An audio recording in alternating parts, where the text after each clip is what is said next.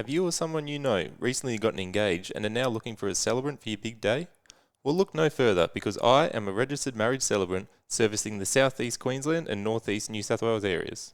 Not only do I take care of all the paperwork, but I focus on creating a tailored ceremony that reflects you as a couple. So whether you're looking for a ceremony that's fun and exciting, a bit of a tearjerker, or maybe a bit of both, get in touch by sending an email to info@therollingcelebrant.com or look me up on Facebook or Instagram at the_rolling_celebrant and let's discuss how to make your wedding day one that you've always dreamt of, as long as no stairs are involved. Okay, you ready? Let's do it.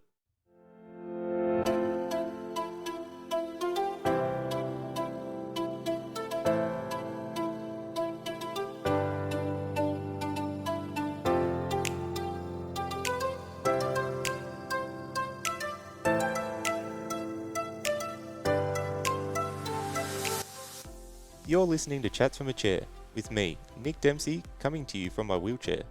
I speak with people who have a great story to tell, portraying the human potential, often in the face of adversity.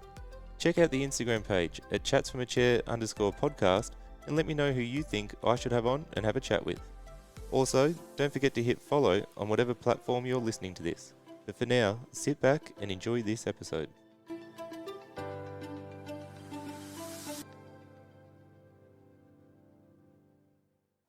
Well, it's the one that the people have been begging for.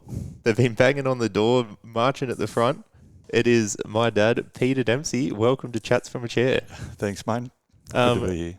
Now, the actually isn't going to be anything to do with me and my disability. It's actually a story about you when you got buried alive a while ago. So that's what we want to talk about. But before we get to exactly what happened, it happened when you were a plumber. Yep. How did you get into plumbing and how old were you at the time? Well, I always wanted to be a plumber, even when I lived in with my 8 brothers and sisters and mum and dad in a small house in North Albury. Always used to watch this plumber drive past on his way home and go to work, and it was something that always interested me. So, I sort of pursued it probably a little bit later than I wanted to. I think I was maybe getting close to 18 before I started my apprenticeship, which back 40 odd years ago, 42 or 45 years ago, was rare.